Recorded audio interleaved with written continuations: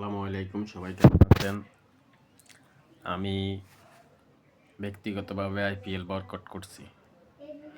আপনারা IPL boycott করবেন আশা করি।